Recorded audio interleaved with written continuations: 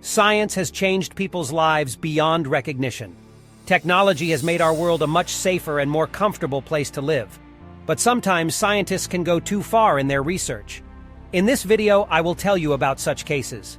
These are 10 interesting facts about scientific experiments. Back at the beginning of the 20th century, there were such cruel scientific experiments on people that in the modern world, it is simply impossible to imagine, as there are now strict ethical norms and rules about what can be done to people and animals, and what cannot. In 1919, the eminent psychologist John Watson, the founder of behaviorism, decided to test his theory about whether it is possible to teach people to be afraid of certain objects, even if they pose no danger to them. I think you all know that the great Russian scientist Ivan Pavlov was able to make his dogs salivate when they heard the sound of a bell. Pavlov did this by showing food to his dogs at the same time as the bells rang. So over time, the dogs began to associate the sound of the bell with food, and they salivated accordingly, even though they weren't given food.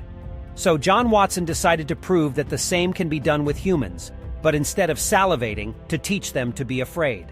Especially for this experiment, they took a 9-month-old baby, whose mother worked in John Watson's place. This boy was given the pseudonym Little Albert, as his real name is unknown.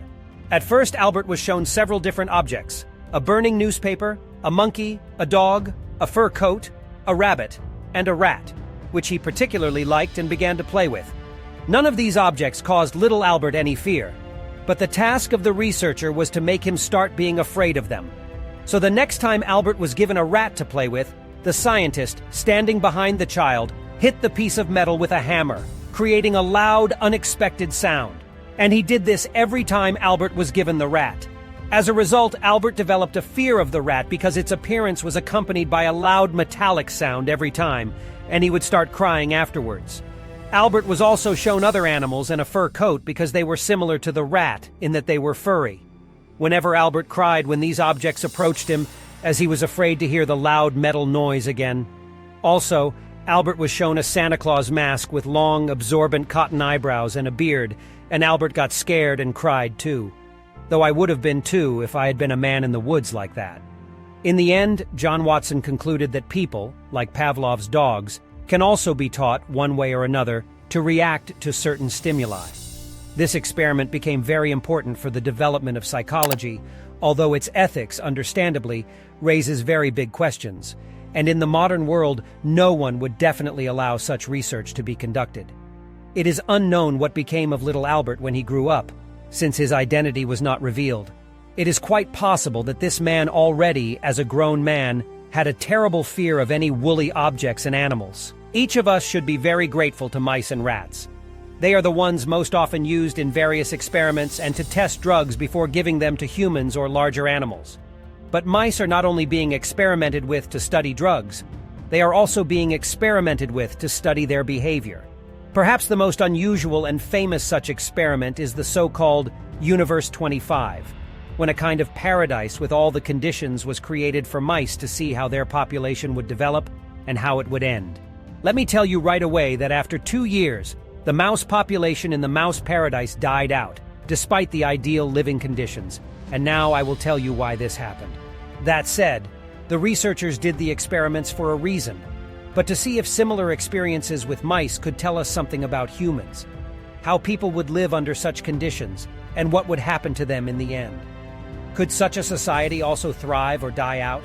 An American ethologist, that is, an animal behavior researcher named John Calhoun in the 1960s, did this experiment.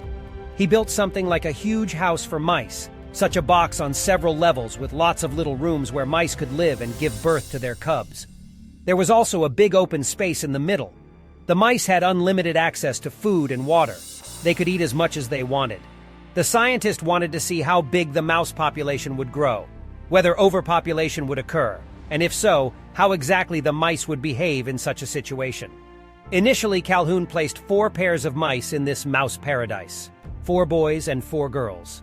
They were specially selected mice, characterized by perfect health and good heredity. They began to breed. This construction was designed to maintain a comfortable life there for 3,800 mice. At first, all was well. The mice began to breed, their numbers doubling about every 2 months. The mice lived in peace and harmony, actively forming pairs. but this lasted only up to a certain point. Then the situation in Universe 25 changed. A year after the experiment began, the population was doubling every 3 months. Even though there was enough space and/or food to give a comfortable life to more than 1,000 more mice, Calhoun began to observe that the mice, which normally form very strong social bonds to survive, stopped doing so. The males began to pounce on other males for no reason, even though there was no competition for territory, females, or food. The females stopped taking care of their offspring, gave birth to them, and then forgot about them, which made the cubs just die. Mice in general lived very long, hence they did not free their hierarchical positions for the young. Therefore, the mouse utopia began to rob and attack the young, not letting them out of the center of the dwelling. Even cannibalism began to occur, despite the abundance of food.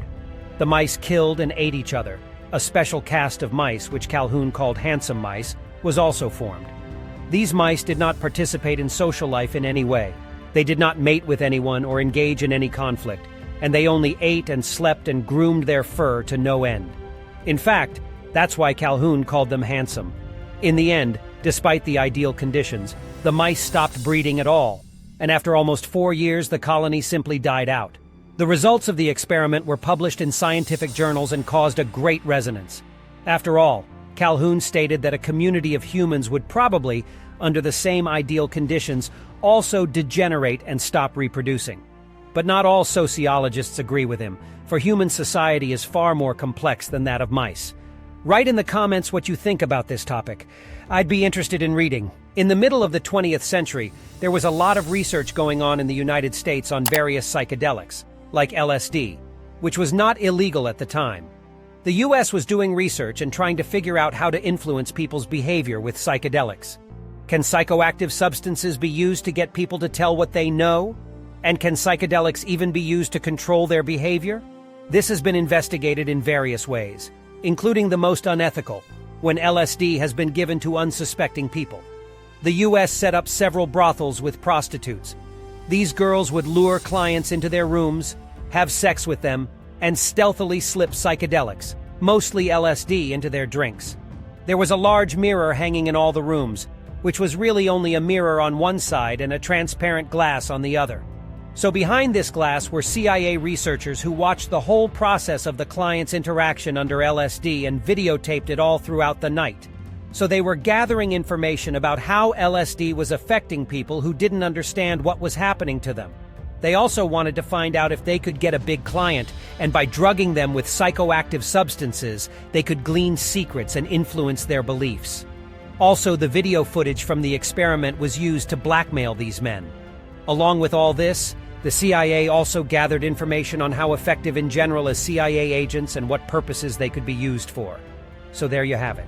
When one speaks of inhuman experiments on human beings, most people immediately think of the Nazi scientists, especially Dr. Mengele, who, during World War II, did the most terrible things to the prisoners of the concentration camps. However, in those days there was an organization that did no less than the Nazis. We are talking about the Japanese. Before the beginning of World War II, the so-called Unit 731 was established there, which was engaged in research on biological weapons, and also investigated the capabilities of the human body, and especially the possibilities of this body to kill as effectively as possible. The founder of this unit was a microbiologist named Issa, who before the war had studied in many countries, including Germany, where he studied the most dangerous of other diseases at the time, and also studied chemical warfare agents. He experimented with growing various pathogenic bacteria in petri dishes. He called these bacteria his pets, just like the real mad scientist in the movie. When he returned to Japan, he began working for the Japanese army. In 1931, Japan took over Manchuria, that part of Chinese territory with the Chinese living there. Issei Yundo held a high position in the Japanese army. He managed to obtain large amounts of funding in order to set up a laboratory on invaded Chinese territory for his inhumane experiments. The Japanese did not literally consider the Chinese to be human beings, so they began conducting the most inhumane experiments on the local population. Unit 731 tried to find out, for example, how long a person could live in boiling water and how long they could remain naked in the cold. They also compared how much faster a person doused in water would freeze than one who was not doused. They put living people in vacuum tubes, pumping air out to see at what pressure level they would die. They also poisoned the Chinese with various poisons and substances, meticulously recording all this scientific data. Detachment 731 repeatedly performed a horrible procedure called vivisection, which is the dissection of a person while they are still alive and conscious in order to see how their internal organs work and how the human body works in general, and how these organs are affected by various pathogens and poisonous substances. Their laboratory had state-of-the-art equipment, many cages for holding people, including those deliberately infected with disease, and giant crematoriums to dispose of dead bodies promptly. But Issei Yundo's main goal was to create a super plague with which Japan could efficiently and quickly destroy its enemies without risking the lives of its soldiers. He succeeded in breeding a particularly contagious strain of the plague, and he also devised a way to deliver this plague into enemy territory. This method of carrying fleas to breed fleas and sulfur was ordered. Thousands of rats were bred on which the blocks multiplied, after which the fleas were collected and placed in special ceramic vessels on balloons. The vessels were launched into the air in the direction of Chinese populated areas. The vessels with fleas fell to the ground, and the surviving fleas quickly dispersed, infecting the local population with the plague. This plague killed people very quickly because the strongest strain available was chosen to spread. Unit 731 also experimented with vaccines, inoculating test subjects and then infecting them with the plague to see what would happen in the end. They were able to develop effective vaccines against plague and other diseases to protect their own soldiers from such weapons. Squadron 731 handed out candy to children with anthrax inside to watch how quickly people died from it. The test subjects themselves were called firewood by the scientists of the unit to further humiliate them. They considered the inhumanity of their work as a contribution to science and service to their country, not as a war crime. Unit 731 also attempted to create a weapon with which Japan could attack the United States, which was incredibly far across the Pacific. Huge balloons were produced to which incendiary bombs were attached that exploded when they hit the ground. 9,000 of these balloons were built, just launched when the wind was blowing toward the United States, and it was hoped that these bombs would do some damage to the Americans. What is interesting is that some of the balloons did make it to the U.S. coast. Most of them were shot down as they approached the coast, while others fell in an uninhabited area. However, there was one victim of these bombs on the territory of the USA. An American woman saw the wreckage of this strange object on the ground and took in her hands some object. It appeared to be an unexploded Japanese bomb, and she died on the spot. 9,000 balls and only one casualty. That is, the weapon was extremely ineffective. Then World War II ended. Japan lost and was occupied by the Americans. Issei Rukweda ordered all his subordinates to keep quiet and not tell anyone what Unit 731 was doing. He received a reward and even a very good pension from the Japanese state. However, he understood that the freed prisoners of war would somehow tell the Americans the whole truth about the crimes he had committed. But there was nowhere for him to escape from Japan. He understood that when the Americans found out what he had done, he would be executed as a war criminal. But a miracle happened, and he was very lucky. The Americans offered redemption. He must give them all the data and information from his inhumane research. In return, they would drop all charges of atrocities committed against him. And the Americans understood that the data that Rukweda obtained during his experiments was very valuable, and that there was no way the American scientist could obtain it on his own because the law and ethics do not allow for such experiments. In addition, the Americans needed the vaccines that the Japanese scientist had developed and tested. In the end, of course, Issei Rukweda agreed to the deal, giving all of his many records to the Americans. They even paid him a huge sum of money for the results of his research. He received $250,000. In modern money terms, that's about $2 million. In the end, he lived until he was 76 years old and died peacefully in his old age in Japan. This is how he managed to avoid responsibility for his terrible deeds and make a lot of money. Which do you trust more, your own eyes or the opinions of those around you? What if the opinions of others contradict what you see? How would you behave in such a situation? The American researcher Solomon Asch, in the middle of the 20th century, decided to find out. he studied conformity. Conformity is when a person's behavior or even his opinion changes under the influence of a crowd of people. The experiment consisted of this. The subjects were invited to a vision test. There were a lot of people sitting in the room. They were all shown this picture. The question was, which of the sticks on the right-hand card was the same size as the stick on the left-hand card?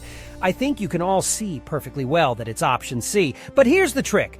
Only one person in the room was actually the test subject, and all the other people there were sitting ducks. They all took turns answering, and the real test subject was at the very end. So all of the sitting ducks, when asked, said that option B was the same size as the stick on the left, even though it was not.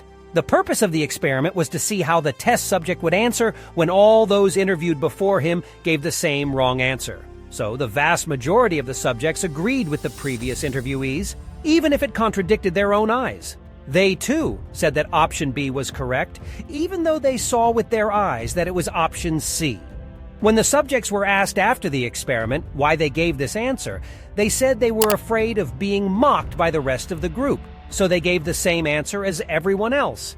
Either they thought their vision was failing them at all, since everyone else unanimously gave a different answer. Later, similar experiments were conducted with other scientists in different countries, and they all came to the same result, that the influence of the crowd on a person and his opinion is very great. And under the influence of the crowd, a person is even willing to agree with what is obviously not right. An Australian physician named Barry Marshall researched stomach diseases in the 1980s. He concluded that most stomach ulcers were caused by exposure to bacteria. Back then, medical opinion on the subject was different. Marshall conducted experiments on animals, but they did not support his hypothesis. After all, the gut microflora in humans and animals is different. The only way he could prove his colleagues right was to experiment with humans. However, the ethical norms of medical research did not allow him to intentionally infect any human for the sake of this experiment.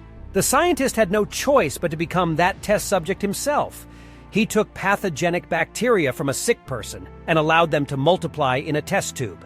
Afterwards, he drank the liquid. As he expected, after a while, he became very ill and developed the very same stomach disease. However, he figured out beforehand how to cure it with special medicines. A few weeks after the treatment, tests showed the absence of these bacteria in his intestines, after which the ulcer began to go away. With this experiment, he proved what he wanted. It is certain bacteria that cause gastric ulcers in most cases. Barry Marshall received the Nobel Prize in Medicine in 2005 for his discovery. Putting his health at risk, he was absolutely sure he was right, so he went ahead with this bold scientific experiment. In 1980, in the United States, a young guy named Bob went to college and was very surprised that students he did not know greeted him as if they knew him. Pretty soon it turned out that there was another guy at the same college who looked just like Bob. God was the adopted son of his foster parents, who had taken him out of the orphanage when he was very young. It turned out that the other guy, who was a copy of him, was his twin brother, who had also been adopted by another family. The second brother's name was Eddie. The story quickly made the newspapers, and the information, as well as pictures of the twins, spread across the United States. After that, the story got even cooler. After a while, another guy named David showed up, who also looked a lot like Bob. It turned out they were triplets. All three brothers reunited and spent all their time together, surrounded by the attention of journalists. They were very happy that life had worked out so that they had found each other. But then one very peculiar detail came to light, namely why they had been separated as children in the first place. It turned out that an American orphan parenting agency had purposely separated the three brothers and given them to different families in different parts of the country, so that psychologists could observe them and then draw conclusions about how identical triplets, that is, essentially genetic copies of each other, would live, grow, and form. If they were to grow up in completely different conditions and environments, in secret from the brothers themselves and their parents, the doctors, who were like their doctors, would observe them and gather information. Naturally, when this was revealed, the ethics of this experiment raised many questions. After this discovery, the brothers continued to stick together, even going into local business, but their relationship soon deteriorated. One of them even committed suicide. What is interesting is that it is unknown what scientific discoveries made this experiment possible. Its results are classified and kept in the archives of Yale University. They are to be declassified only in 2060. Is it difficult to make an ordinary person a Nazi? It turns out not very hard. In 1967, a high school teacher in the United States named Ron Jones conducted a very unusual experiment in his classroom. He began it shortly after one of his students asked a question about why ordinary people in Germany showed up to the Nazi ideology and were okay with the fact that there was a concentration camp where Jews were being exterminated en masse. So Ron Jones decided to conduct a brief experiment introducing a new ideology into the classroom, the essence of which was the iron discipline of submission to Jones, as well as collective responsibility. Of course, the students had no idea what the true essence of this experiment was.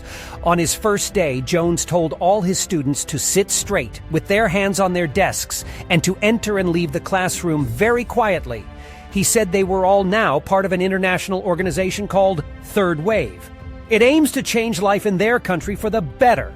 He also promised all those who would follow the new rules would automatically get the highest grade, and those who don't get the lowest, even if they do well. The next day, he gave the students the slogan, "Strength in community and strength in discipline," explaining that collectively you can achieve more than individually. The students were told to draw a poster with this slogan and to walk around the school shouting it. He also introduced a new greeting in the classroom. The next day, when Jones arrived at school, he noticed that almost all the students, not even those in his class, were greeting each other with this gesture and also shouting the slogan. Jones went on to tell his students that they were the chosen ones, and that a commitment to third wave ideology would allow them to surpass all their peers. However, he required them to denounce all those who doubted the idea, as such people were destroying community and discipline. The next day, several dozen students from a neighboring school joined the third wave. Jones also began to receive denunciations from other students about those who weren't involved enough. One student even volunteered to be his personal bodyguard and followed him everywhere. When he arrived at school the next day, he began to see third wave members oppressing and bullying those who didn't follow the rules. At this point, he realized that the experiment had to stop. He gathered the students in the Great Hall, which was filled to capacity. Everyone waited to see what new goals Jones would set for the members of his organization. Instead, however, he explained to his students that their behavior was really no different from that of the average German citizen in Nazi Germany, and that the whole thing was a social experiment designed to demonstrate how easily people could be manipulated if they were led to believe that they were the chosen and superior people who did not share their ideology. After this speech, there was silence in the hall and some students even cried. The experiment demonstrates how easily such ideologies spread in society. What causes children to stutter, and whether it is possible to make a healthy child stutter.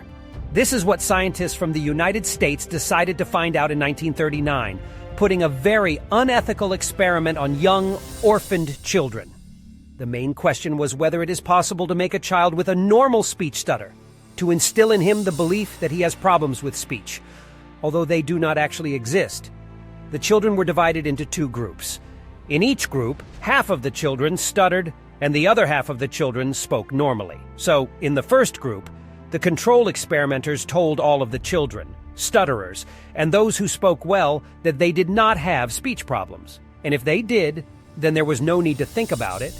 They just needed to talk, everything would work out. That is, they were treated well and supported them. In the second group, it was different.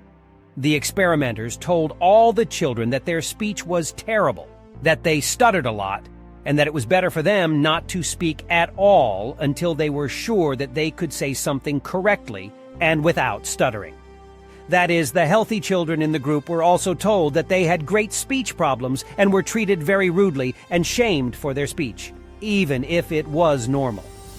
As a result, it was found that despite such treatment, the healthy children in the experimental group did not begin to stutter, but all of them began to feel self-conscious about speaking, withdrew into themselves, and developed other speech defects not related to stuttering. And most of the children had these speech problems for the rest of their lives. When information about the experiment was leaked to the media, it was dubbed a monster experiment. Many years after the experiment was completed, namely in 2007, the orphans who participated in it and who were already elderly were awarded monetary compensation. which was paid by the University of Iowa, where the experiment was conducted. Which of the above experiments impressed you the most? Write about them in the comments. I want to know them. Also, comments really help promote videos. Be sure to subscribe to my channel and click on the bell, because it's not hard for you, and it helps me a lot.